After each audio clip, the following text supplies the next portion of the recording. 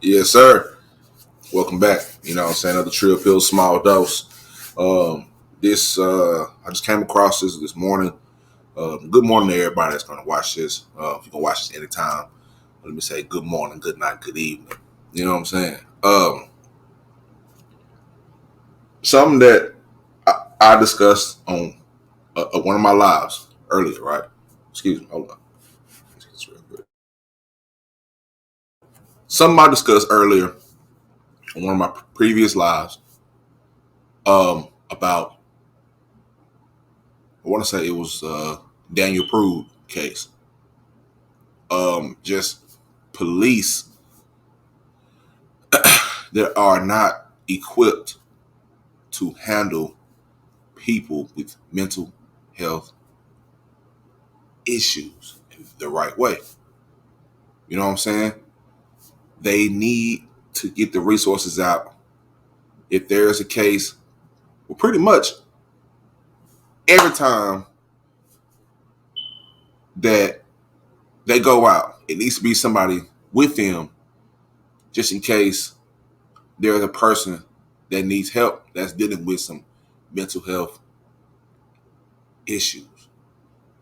It's imperative that this happens. You understand me? Because it gets hard to watch and it gets hard to read and hard to hear about several of, our people who deal with mental health issues and whatnot. It gets hard to hear and see news like this. You know what I'm saying? It just does. Because you see the pain in the victims' um, body language. You hear about the stories about these people, who they are, how they are, you know. And so, without further ado, this happened in Eustis, Florida. Okay, Eustis, Florida. Eustis police tase a 20-year-old with severe autism multiple times. All right, and they got the body cam to prove it. All right. So, without further ado, gonna get right into it. Thank you for everybody watching this. Make sure you like, share, and subscribe to The Trill Pill. Make sure you follow me on IG, The Trill Pill with an underscore. You know what I'm saying? The Cash App is right in the middle of the screen. You can send me a couple dollars. I gotta go get some swishes in a minute. You can send me a couple dollars. I can go get some swishes in a Jolly Rancher or something. You know what I'm saying? If you want to. It's no pressure. But anyway, let's get back to Eustis Police exhibiting bitch assness. Let's go. Story are tough to hear. A 20-year-old man with autism was tased by police, ended up in the hospital. Yeah, his family says he has the mind of a child and didn't understand what was happening at the time. The Eustis police chief says officers reacted based on the information they had at the time. Watch News' Michelle Meredith talked exclusively with the man's mother, who was upset about how the whole thing was handled. Get on your stomach! Step it up! Eustis Police released this body cam video so you can see their side of the story. You had the perfect storm. The mother of Louis Greha agreed to go on camera so she could tell her son's side of the story. He don't know what y'all talking about, what y'all doing to him. Please get off him. The story starts Saturday afternoon in a Eustis neighborhood. Police get a call, burglary in progress. The woman is scared, says a man she did not know approached her, then allegedly tried to break into her house. I don't know if he was slamming it or but I heard the knob on the door shaking. Eustis police quickly find the man they're looking for. They yell multiple commands, and all they know is he's ignoring every one of them. Get on your stomach, dude! Get on your stomach! I don't want to do it again! What they don't know is that 20-year-old Louis Greha is a man diagnosed with severe autism, cannot speak.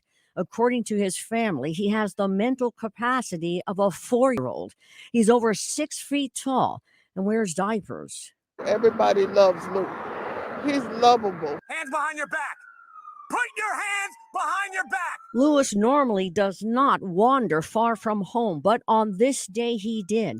Police tase him. He barely reacts. They tase him again. There's confusion. Put your hands behind your back. Then more confusion when the family gets to the scene. Okay, we got a call about him breaking into someone's house. So that's where we were at right now. And I see my baby on the ground with one taser in the back of his neck. Eustis Police Chief Craig Capri says his officers were doing the best they could with the information they had.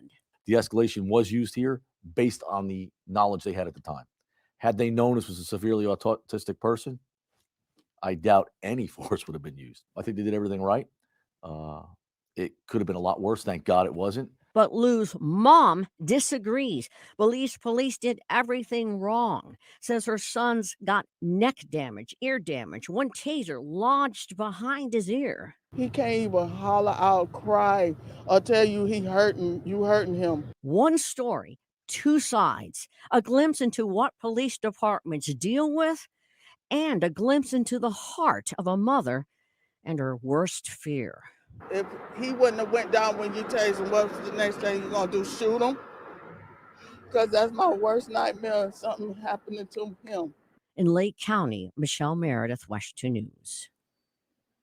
Now, his mom tells us that he was released from the hospital early this morning and remains in a neck brace. The police chief says he is briefing his officers, sharing information about Lewis to make sure that this does not happen.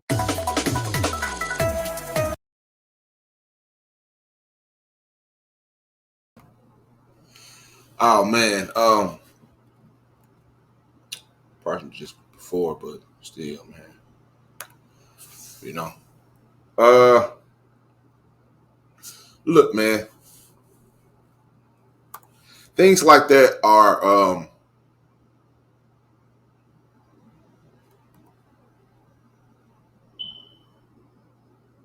it's tough. It's tough to watch, man. That's why it is important that the information gets out there. That's why it's important that the knowledge gets out there. That's why it is important that they have that like the resources. Like, we are so fucking behind on resources for mental health, right? And because mental health is such, it pretty much any and everything can kind of fall up under mental health. Like, there's not somewhere where it's not or where it is, because anytime you're dealing with a human, there is the possibility of mental health, right? Or any animal for that matter, or anybody that's on earth with with a brain. You know what I'm saying? But when you see things like this, man, this young brother had autism, man. You know what I'm saying? Yeah, autism. Now, on one hand, you do have, police Chief Craig Capri. He called it the perfect storm. Now, you can take that how you want it. Say it again. Eustis Police Chief Craig Capri called it the perfect storm. All right. If you didn't hear it again, I'm not going to play the video again. I'm just going to read it off because I don't want to play it again. I really didn't want to play it, but because visuals are needed for people to understand how serious this shit is, I played it once. If you want to see it, just run it back or go to WESH Channel 2 down in Eustis, Florida, or just go to YouTube. I think NBC has that clip also. So police got a call about a burglary in progress. The caller was scared, saying that a man she did not know approached her and then allegedly tried to break into her house. All right. During the video, she's like, I didn't know he was slamming it, but I heard a knob on the door shaking. All right. Eustis police quickly found the man they were looking for. They yelled multiple commands, and the man appears to be ignoring every single one of them. Mind you, they didn't know that he was autistic. You know what I'm saying? That they didn't know. Now, severely autistic. Like he can't even speak. You know what I'm saying? One of them, one of the officers like, get on your stomach. You know what I'm saying? You know how they be in that all that bullshit. Get on your stomach. That's what's being heard. I don't want to do it again. Get on your stomach, hands behind your back. Put your hands behind your back. Now, at this time, what they didn't know is that this 20-year-old Louis Gray, I hope I'm saying his name right, Gray, Grahai. Might pronounce that, but I go back to it. But Louis, 20-year-old Louis G, is a man diagnosed with severe autism. He cannot speak. And according to his family, he has the mental capacity of a 4-year-old. He's over 6 feet tall and he wears diapers. His mother said, everybody loves Lou. He's lovable. Everybody knows he ain't going to hurt nobody. That's what his mother, Roberta Cruz, said. Now, I want to take this time out to do this. I know I'm a huge mental health advocate. That's mostly what I like. That's one thing that I love talking about. I don't talk much, but when I do, it's about sports, mental health, women, video games, and shit like that. You know what I'm saying? I'm a big nerd. You know what I'm saying? But anyway, mental health is one of those things where it's a passion for me because I've dealt with my own. I have a history with it, and a piece of my family has a history with it, and so on and so forth. People in my environment where I grew up at, and when I started this whole journey of, creating content based on that, I've also picked up a lot of dope people who have dope stories, who have dealt with these things too. Because we all deal with it. We're all human. It's on a scale of whether it's moderate or severe, but it's all a part of the spectrum. But dig these blues real quick, right? At the same time, I think about this in 2 or 3 ways, right? On one hand, this lady who called, she didn't know. She just was calling.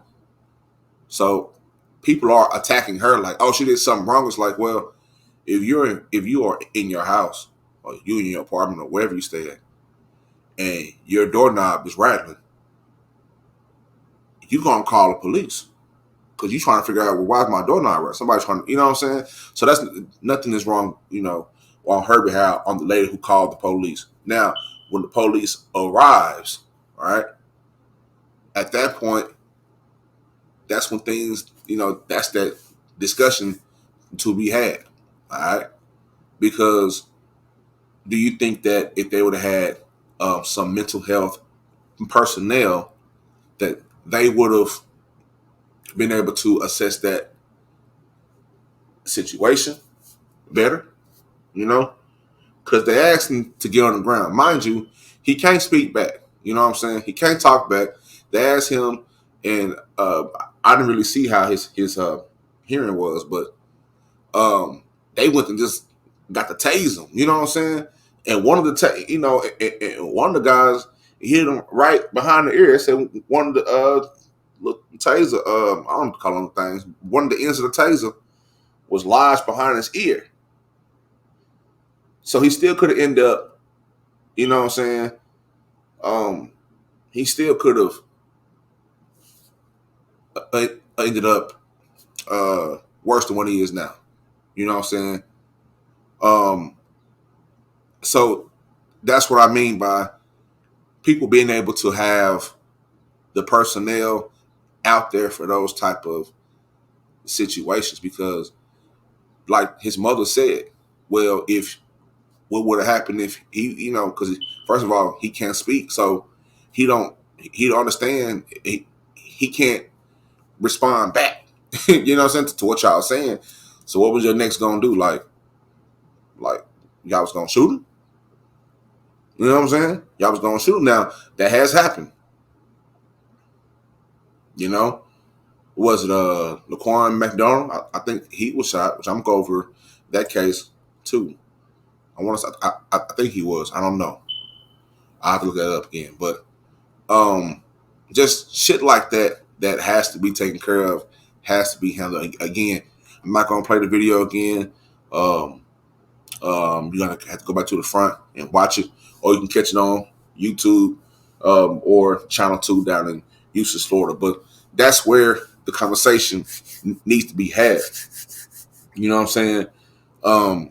That's where the mental health, um, the personnel needs to be available for that. They just be able to go wherever the cops go, wherever they get out and they're on a call. The person needs to be with them or not too far behind. You know what I'm saying? Those resources are needed. You know what I'm saying? It's needed. Now, like his mother said, everybody loves Lou. He's lovable. Everybody knows he ain't gonna hurt nobody. That's what his mother, Roberta Cruz, said. Now, shout out to her. Now, at the same time, Miss Roberta Cruz, one thing I do have to say is I know that that's your baby. Shout out to Lou. Everybody loves Lou. I understand that. I don't want to get into, you know what I'm saying, how he, you know what I'm saying, got, you know what I'm saying, how he got far. I know people say he doesn't go far from the street, you know, or from their house, whatever. But in order for these things to be prevented, because I would hate for somebody to lose their baby. You know what I'm saying? I am still a mother's boy, even though my mother is not here. I'm still a mama's boy. So I would hate for any mother to lose one of their children. I don't care how it happens. You know what I'm saying? And one thing I would say is to prevent this from happening. I know, you know, that it's tough and it's hard. And I know you guys have, you know, have had to deal with this, you know, for all of his life. But I would hate for him. I would hate for that situation for him to end up dead. Like, it's not good that he's hurt, but some people just don't understand Miss Roberta. And unfortunately, there is not enough resources that are out here for people to, you know, for people to understand and recognize what you know what was going on with our boy Big Lou. You know what I'm saying? So that's all I'll say about that. You know, I'm not gonna judge. I see a lot of people in the comment with judging, and you know, I'm not gonna judge anybody or anything. That's not the place that I take. You know what I'm saying? I'm not doing that. I'm not going down and saying, well, she should have did this, she should have did that. Look, I'm not doing that. We're not here to criticize. We're just here to spread awareness. You know what I'm saying? Are there things that could have been done better in hindsight? Yes. But we don't know all the facts. We don't know all of what happened. You know what I'm saying? So I reserve that judgment, or I reserve that whole thing maybe at a later date if more facts come out. But in the meantime, right now, I'm not going to judge, you know what I'm saying, her for anything. You know what I'm saying? Shout out to her and her family, you know. Like I said, what they didn't know is that the 20-year-old Lou is a man diagnosed with severe autism, and he cannot speak. And according to his family, he has the mental capacity of a 4-year-old, and he's over 6 feet tall and wears diapers. And like she said, everybody loves Lou. He's lovable. Everybody knows he ain't going to hurt nobody. Family members said that Lewis normally does not wander far from home, but on this day, he did. Police used a stun gun on him. He barely reacted. When they did it again, it created confusion. You know what I'm saying? And then even more confusion came when his family arrived at the scene. And Miss Cruz said, and I seen my baby on the ground with tasers. One taser in the back of his neck, on the side of his neck, and his eardrum is bleeding. That's what Miss Cruz said. All right. Now, why they were shooting a taser so high, I don't know. You know what I'm saying? I don't know. I never shot a taser. Never got hit by a taser, so I don't know. I won't get into that. Why the taser was in this boy's head. You know what I'm saying? Now, I can only imagine. Now, we all know in the past, quote unquote, they've kind of mistake their guns for tasers. So imagine they pull that gun out and Anyway, all right. Trained officers, though. All right, they're trained. Capri says officers were doing the best they could with the information that they had. De-escalation was used here based on the knowledge they had at the time. Had they known this was a severely autistic person, I doubt any force would have been used. Now, we can't say that. All right? We can't say that. I don't think he can say that. You know what I'm saying? This is my opinion. Now, I know I can only imagine. I have a family member that's a cop. And I can only imagine at that moment trying to make a decision, the best decision that you can, and with the information that you have. But I'm just saying, in the past, it's officers that have known people to have mental illnesses, and they still shot them. You know what I'm saying? Or hurt them, or killed them, or they did something. You know what I'm saying? And not even with mental illness, just you already know. But look, de-escalation was used here, and based on the knowledge they had at that time, had they known this was a severely autistic person, I doubt any force would have been used. He said, I think they did everything right. It could have been a lot worse. Thank God that it wasn't. Lou's mom, Miss Roberta, she disagreed with that and believes that the police did everything wrong. She said her son now has neck damage and ear damage. He don't speak. I can't imagine. He can't even holler out and cry to tell you you're hurting him, Cruz said. If he didn't went down when you tell him to, I'm reading directly from the thing, so I know like, oh, he ain't, Trill Pill ain't reading it right. No, I'm reading it right. All right. Again, he don't speak. I can't imagine. He can't even holler out and cry to tell you that you're hurting him, Cruz said. Again, this is his mother, Roberta Cruz. If he didn't went down when you tell him to, what is the next thing you're going to do? Shoot him? And that's my worst nightmare. Something's going to happen to him. Cruz said her son was released from the hospital early this morning, and he remains in a neck brace. So we're going to hope that everything about that situation gets handled correctly. I am going to keep tabs on that situation. My mouth is dry. Yeah, hold up. All right. On that situation about Lewis and Mrs. Roberta Cruz and the Eustis, Florida police. Now, one of the things that did rub me the wrong way was the police chief saying it was the perfect storm. Now, he could have had a better choice of words. I don't like that he said the perfect storm, but it is what it is, and maybe that's something that we'll dive into after. Right now, like I said, this is a new story. Just happened like a day ago in Eustis, Florida. And so I'm going to keep tabs on it, and I'm going to make sure that you guys know everything about this. You can, follow it yourself, or continue just to hit me up and ask me, say, Trill Pill, what's going on with Buddy Howard in Florida? He got hit with the tasers. You know what I'm saying? Like I said, man, things like that. The only thing that's missing for me is the personnel, the mental health personnel. And I know they can it's going to take this money and these type of tax dollars, and I ain't the political person. You get all into that, but trust me, they find money for what they want to fund. I'm gonna say it again.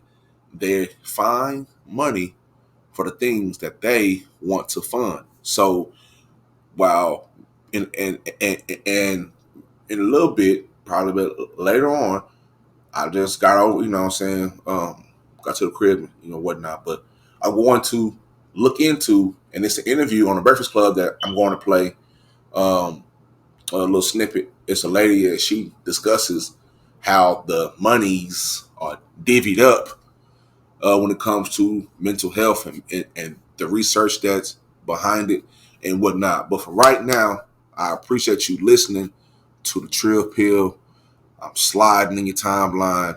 I'm sliding in your YouTube algorithms. You know what I'm saying? Drop them hashtags, Trill Tribe, or drop Pill Gang, or whatever. Drop the pills or whatever. Whenever you hear this, just drop some pills somewhere. You know what I'm saying? To let me know that you hear me. Like I said, you can get at me in the DM at THETRILLPILL _. THETRILLPILL _. I just changed that. I'm a Trill Pill Pie. I just changed it to THETRILLPILL _. All right. Thanks for everybody who watches this, and like I said, I'll keep you guys updated. And this is another episode of Small Dose. When I can do my little reactions, I call these small doses. Small doses of the Trill Pill. You know what I'm saying? So, like I said, man, if you look up from my logo, it's the Cash App, $ the Trill Pill. There's the Cash App. If you want to donate, you can send a nigga a couple of dollars. You know what I'm saying? Like a couple of dollars.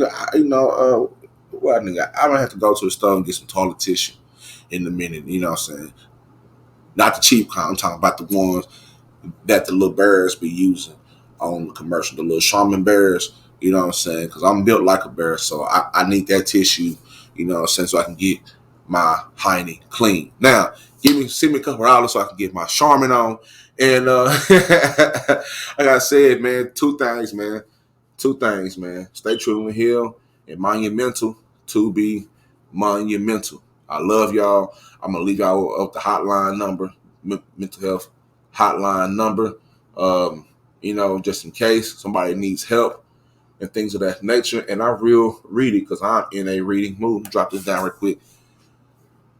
SAMHSA, SAMHSA, National Helpline. What that means is substance abuse and mental health the hotline. 1-800-662-HELP, also known as the Treatment Referral Routing Service, or TTY. 1-800-487-4889 is confidential, free, 24-hour a day, 365 days a year, 366 days on a leap year. Information service in English and Spanish and plenty other languages for individuals who family members are facing mental and or substance abuse disorders. This service provides referrals to local treatment facilities, support groups, and community-based organizations. Callers can also order free publications and other information. And with that being said, my brothers and sisters, more power to you. Much love. Like I said 2 times before, stay true and heal, and monumental to be monumental. I love y'all. Y'all have a good day. God bless. I'm out this bitch.